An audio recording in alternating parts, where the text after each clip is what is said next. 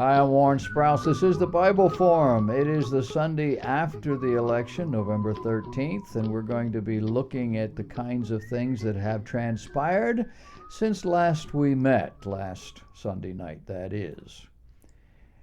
We listened to it all this week. We saw what the results were on Tuesday night, Wednesday morning. We knew how all of this played out. But in the end, pollster Pat Caddell said that Donald Trump played outside the box, and the people supported him because of the genuineness of what he was saying and proposing. Not necessarily that they liked him. Voters, he said, who disliked both candidates but favored a sort of referendum, voters who were unhappy with the direction of the country, are the ones that voted for him. He also pointed out how one of the biggest losers in this election was the press. Larry Sabato, who is the director of the Center for Politics at University of Virginia and is a contributor to Fox News, you've seen him periodically, said right out loud, "We got it wrong." Who? Everybody. Both sides. And he was adamant that we got to fix this. He said the rural vote turned out. The liberal demographic did not. And nobody saw it coming. Donald Trump kissed up to the old religious right, and he reaped the reward. According to religionnews.com, 81% of white evangelicals voted for him, compared to 79% who voted for George W. Bush in 2004, and 73% who voted for John McCain in 2008, and 79% who voted for Mitt Romney in 2012. 81%. As Catholics went, so per usual went the nation. Clinton got 52% of the vote. No, I take that back.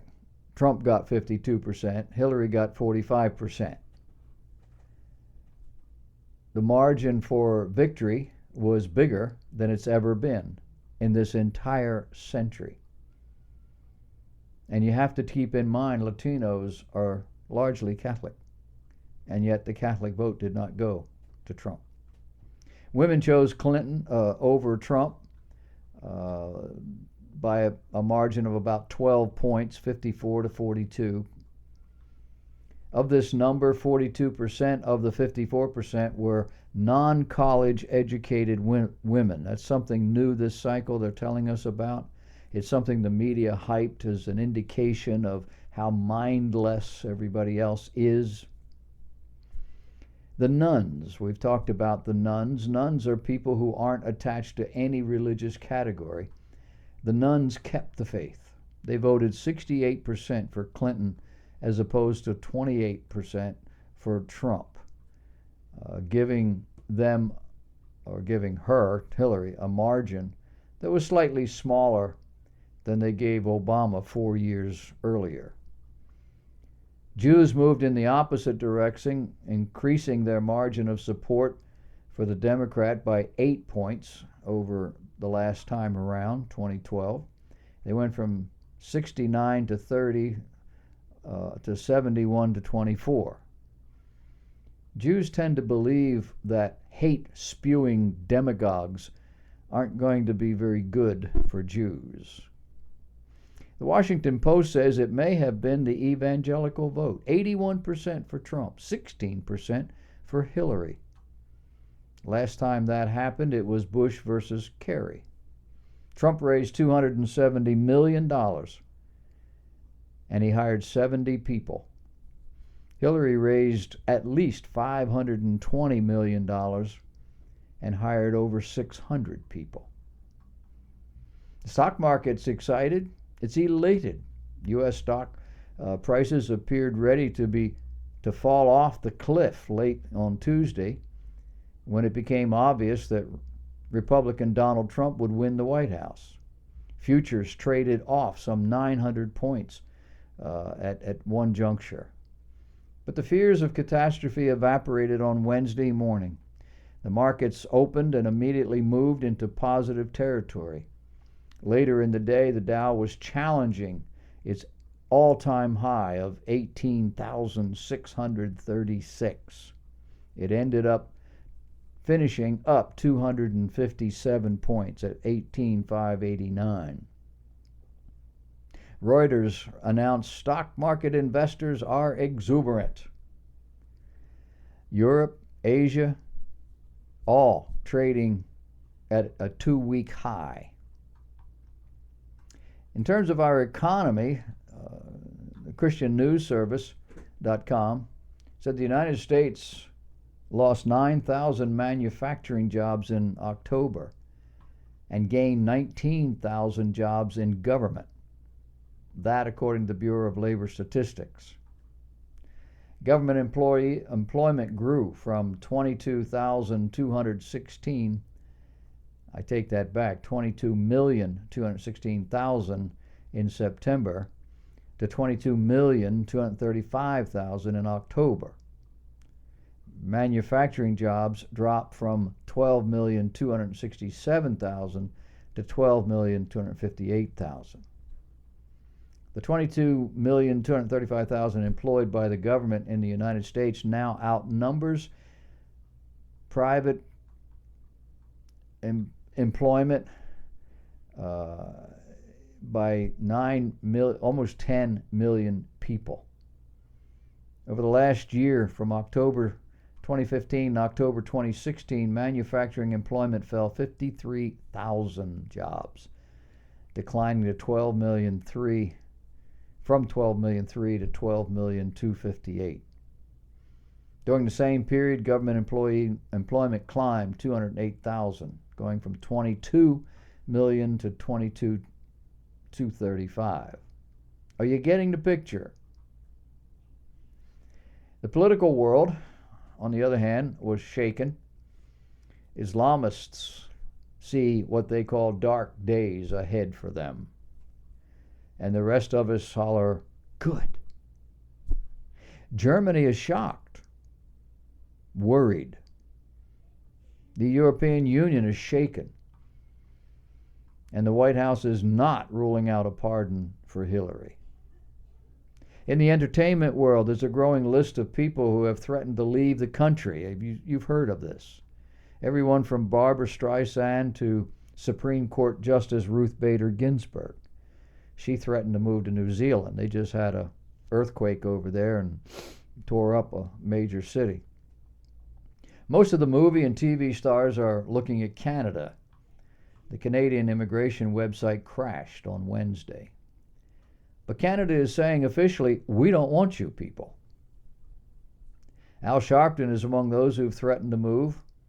Al Sharpton still owes the government $5 million in taxes. How's he not in jail? Or at least in court? You would be. Californians are planning to secede from the Union. Now, actually, that's been a movement for some time. Folks in California and Oregon want to create a new country they call Cascadia. In a Texas verdict, the United States Supreme Court ruled that a state can secede from the Union, but only if other states vote to allow it. I'm in. I don't know about you. Now, folks in Oregon and California are trying to destroy their cities through violence. Who are these people? They're certainly not Americans. I say let them go. At the end of the Obama's 2 terms, almost 8 years now, ISIS is controlling larger portions of Iraq and Syria than ever before, prompting a refugee crisis impacting Europe and North America. The United States remains entrenched in Afghanistan. Tensions with Russia are higher now than they have been at any time since the Cold War. The Atlantic magazine called Syria the central foreign policy failure of the Obama presidency. A death toll of 470,000 people, according to the Syrian Center for Policy Research. Nearly 4.8 million refugees, according to the United States High Commissioner for Refugees. A flood of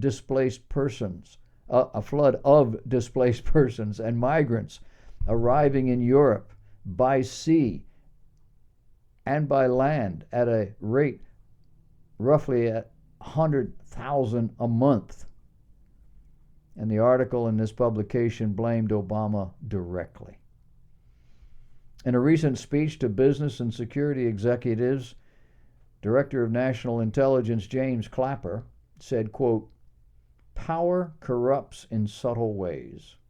It appears to have made Obama arrogant.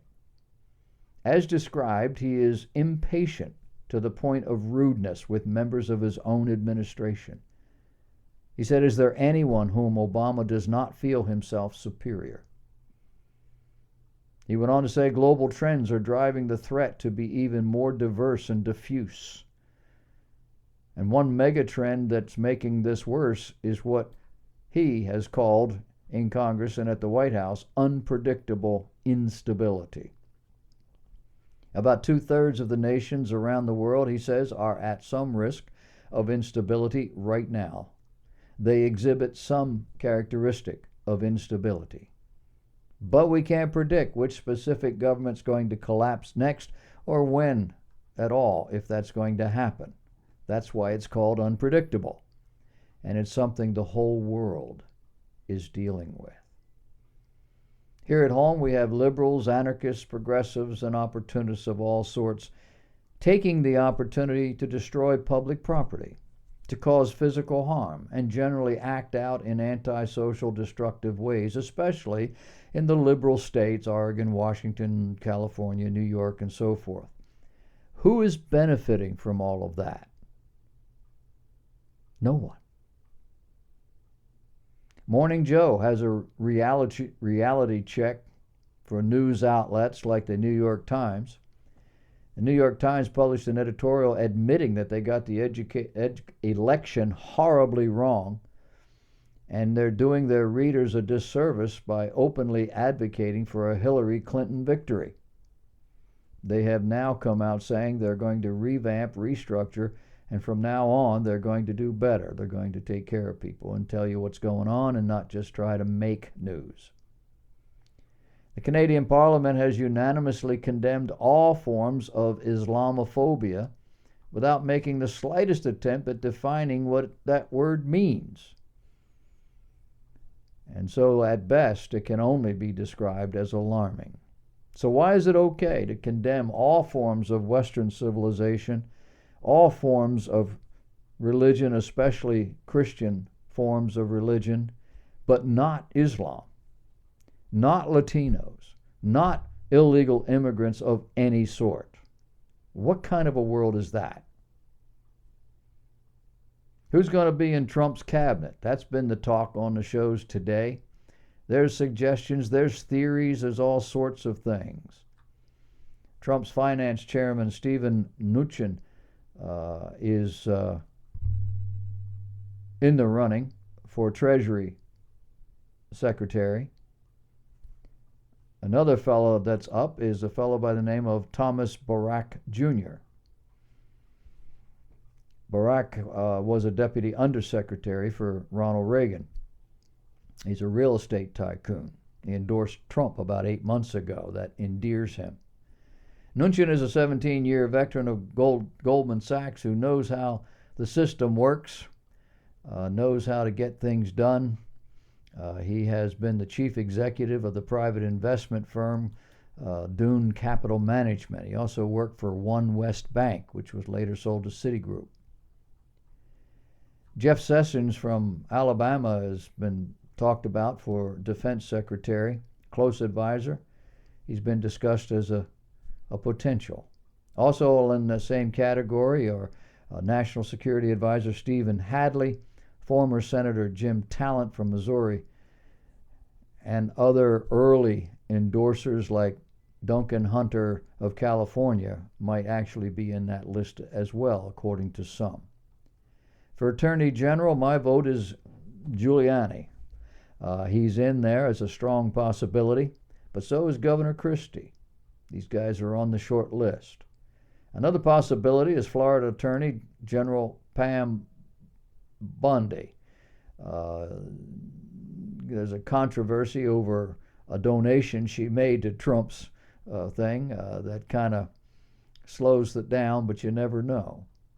His short list for the other 10 cabinet positions are equally conservative, opening up the question of a continued existence of both the Education Department and Environmental Protection Agency. Both are on a short list for being eliminated. Just today, we learned that Reince Priebus, head of the Republican National Committee, has been tapped by Obama to be his chief of staff. It's going, all in all, it's going to be an interesting ride.